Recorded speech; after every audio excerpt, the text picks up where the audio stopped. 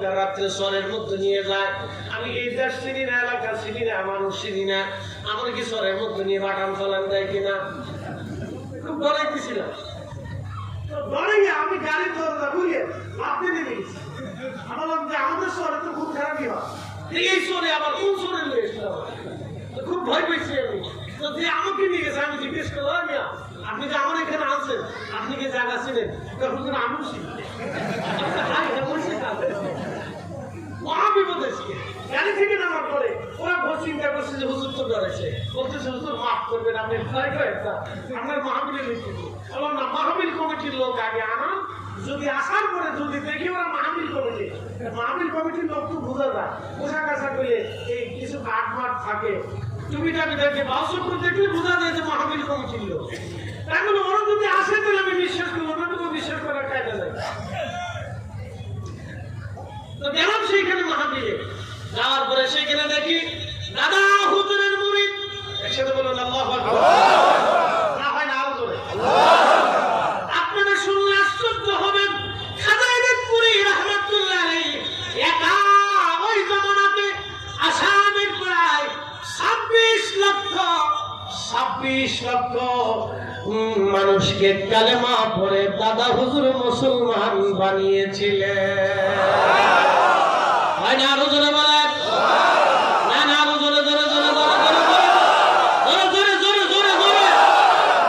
আমাদের এই তরিকার ইসলামের খেদমত আছে না নাই? কথা কথা কেন আছে না নাই? কিন্তু আমরা তো ঢাক ঢোল পিটিয়ে দেখাই না, আমরা তো ঢোল পিটিয়ে দেখাই না, রাস্তা বন্ধ করে দেখাই না। আমরা যদি ঢাকা শহরে রাস্তা বন্ধ করি তো রাস্তা খোলার মতো পাবলিক বাংলাদেশে নাই।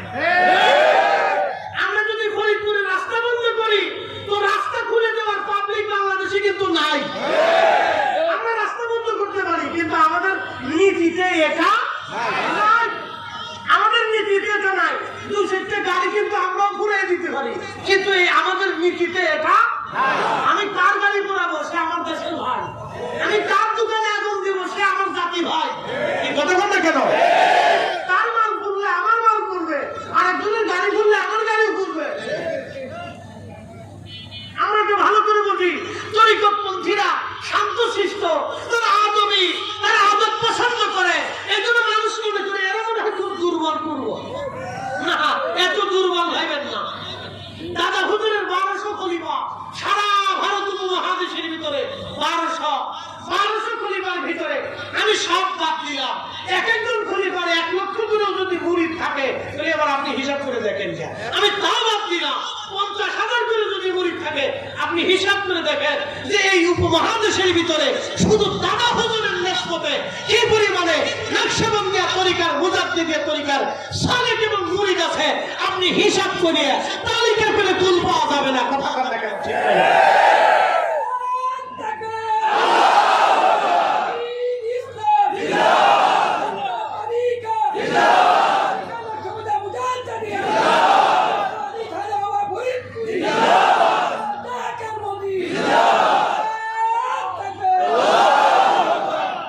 আমরা এখানে তো হুজুর কেবলার কিছু মনে দিয়েছি, 10% নাকি 90% আসে নাই।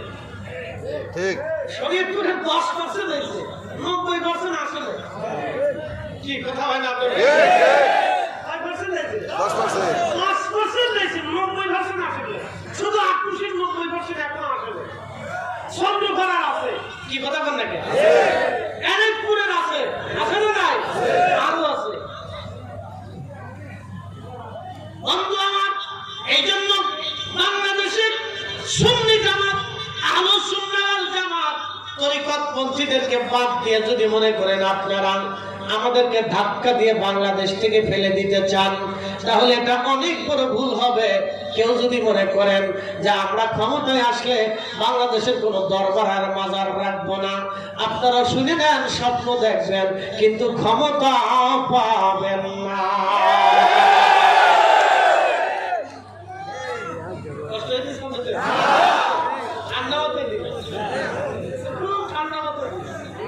সারা বছর খালি পেয়েছি, তোমার আত্মীয় হিন্দু দেখে, কখন আমরা দেখি ওদের যদি দিকে তোমরা মন্দিরে দৌড়কে, পূজার মন্দিরে তোমরা দৌড়কে, কি কথা বলবে?